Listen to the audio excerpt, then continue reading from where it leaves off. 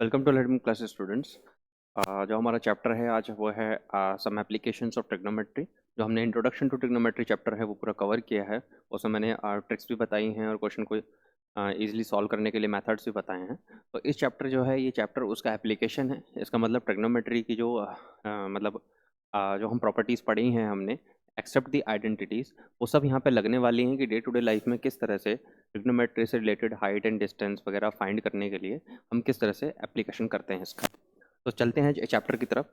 तो यहाँ पे हम देख रहे हैं कि क्या है सम एप्लीकेशंस ऑफ ट्रिग्नोमेट्री। अब उसके बाद इसके अंदर जो सबसे इंपॉर्टेंट कॉन्सेप्ट है that is measuring the angle. और इसके अंदर हमारे दो कॉन्सेप्ट आते हैं, that is the angle of elevation and दूसरा आता है एंगल ऑफ डिप्रेशन, जो कि आपस में दोनों क्या होते हैं, हमेशा इक्वल होते हैं जब भी हम लोग उसको एक ही साइड से लेते हैं। अब ये एंगल ऑफ एलिवेशन क्या है? एंगल ऑफ एलिवेशन आप ऐसे समझिए कि यहाँ पे ये एक चाइल्ड है और ये चाइल्ड इस ऑब्जेक्ट को यहाँ पे व्यू कर रहा है।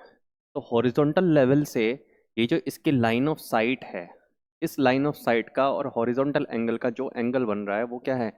Angle of elevation. मतलब यहाँ पे क्या है कि जो ऑब्जर्वर है वो नीचे रहता है और वो ऊपर की तरफ देखता है, किसी भी ऑब्जेक्ट को ऑब्जर्व करता है। तो जब ऑब्जर्वर नीचे होता है किससे? ऑब्जेक्ट से। आप ये हमेशा याद रखें कि ऑब्जर्वर जो है वो बिलो होगा किससे? ऑब्जेक्ट से। तो जब भी ऐसा होगा तो उस केस में वो ऊपर की तरफ देखेगा और ऊपर की तरफ देखेगा तो क्या बनेगा? एंगल ऑफ एलिवेशन बनेगा। Okay guys. उसके बाद दूसरा है angle of depression. Angle of depression क्या है कि ऑब्जर्वर जो है वो ऊपर है, जस्ट लाइक इट इज, ये ऑब्जर्वर है और जो ऑब्जेक्ट है वो मेरा नीचे है। तो यहाँ पे क्या है कि इस केस में जो ऑब्जर्वर है वो इसको क्या करेगा? वो इसको देखेगा ऊपर से नीचे की तरफ, और ऊपर से नीचे की तरफ देखेगा तो यानी कि यहाँ पे क्या बनेगा कि हमारा एंगल ऑफ डिप्रेशन बनेगा। तो यहाँ पे जो ऑब्जर्वर है वो किसी भी ऑब्जेक्ट को किसकी तरफ देख रहा है? नीचे की तरफ देख रहा है। तो इस केस में क्या बनेगा हमारा? अगर हम इस एंगल को लेंगे तो ये हमारा बन जाएगा एंगल ऑफ डिप्रेशन। जैसे आप यहाँ पे देख रहे हैं कि लाइन ऑफ साइट है, LOS में इसको लिख रहा हूँ, और इसने ऑब्जेक्ट को नीचे की तरफ देखा है।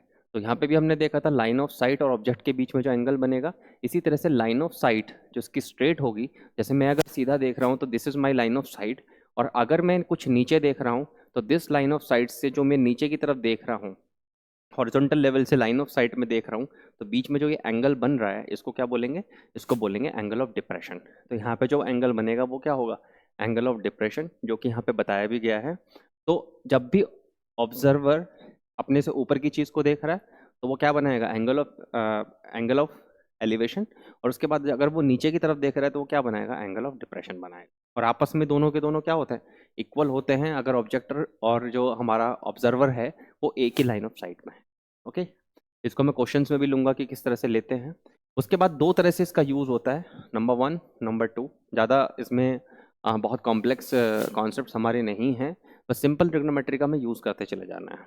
तो मेजरिंग डिस्टेंसेस इसका पहला यूज़ है कि इसके अंदर जैसे हम लोग, मैंने दो एग्जाम्पल लिए हैं। पहला एग्जाम्पल कि यहाँ पे जो है ये एक ट्री है, क्वेश्चन भी इसके ऊपर है कि एक ट्री है और इसका पार्ट ये ब्रोकन हो गया।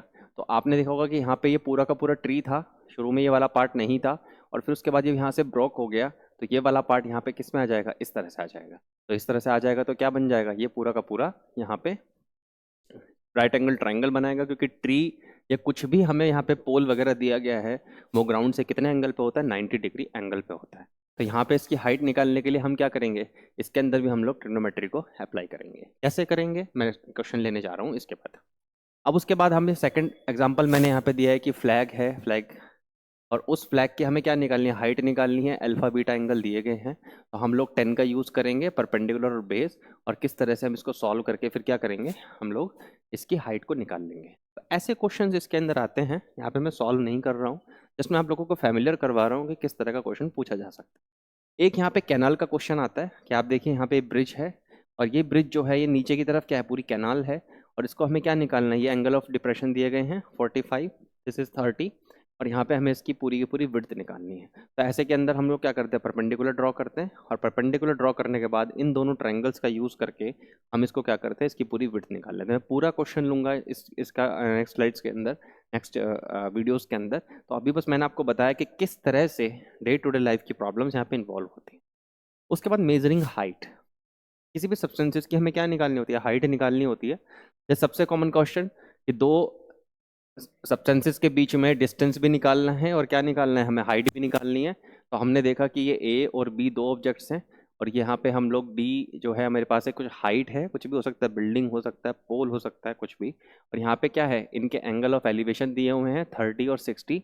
यहाँ पे डिस्टेंस 200 दिया है। और कैसे हम लोग फाइंड करके इसका क्या निकालते हैं, सॉल्व करने के बाद इन दोनों डिस्टेंस के बीच में हम लोग पूरी उनकी हाइट और उनके बीच का जो डिस्टेंस है वो करके निकालते हैं। मैं नेक्स्ट वीडियोस के अंदर यही क्वेश्चंस लेने वाला हूँ। उसके बाद लास्ट जो हम क्वेश्चन देखते हैं ऐसे के अंदर, to determine height on object, ये भी सिंपल वैसा ही क्वेश्चन है कि वो क्या करेगा कि ये ऑब्जर्वर है, गाइस ध्यान से देखिए आप, ये ऑब्जर्वर है, ये कोई बिल्डिंग है या पोल है या इलेक्ट्रिक टावर है, और उसको क्या कर रहा है कि ऑब्जर्वर नीचे है और टावर के ऊपर के पॉइंट को देख रहा है। तो वो कैसा एंगल बनाएगा, एंगल ऑफ एलिवेशन बनाएगा। और उस केस में हम लोग क्या करते हैं, इस ट्राइंगल एबीसी का यूज करके इसकी हाइट को निकालते हैं। तो यहाँ पे हम लोग बेसिक कॉन्सेप्ट्स पे मैंने फोकस किया कि एंगल ऑफ एलिवेशन क्या है। मैं एक बार फिर से बता देता हूँ, एंगल ऑफ एलिवेशन, अगर ऑब्जर्वर नीचे है और किसी भी चीज़ को देख रहा है, ऑब्जेक्ट को, जो उससे ऊपर है, तो नो डाउट कि वहाँ पे क्या बनेगा, एंगल ऑफ एलिवेशन। अगर कोई ऑब्जर्वर ऊपर है और ऑब्जेक्ट नीचे है, वो उसको देखेगा, व्यू करेगा, तो लाइन ऑफ, यहाँ पे हॉरिजॉन्टल लाइन से उसके लाइन ऑफ साइट के बीच में जो एंगल बनेगा वो क्या बनेगा, वो एंगल ऑफ डिप्रेशन बनेगा। तो ये हम लोग इस चैप्टर के अंदर करते हैं। आइए इसके क्वेश्चंस की तरफ चलते हैं, जो कि बहुत ध्यान से हमें करने होंगे। They require a lot of concepts regarding the trigonometry. तो चलते हैं क्वेश्चंस की तरफ।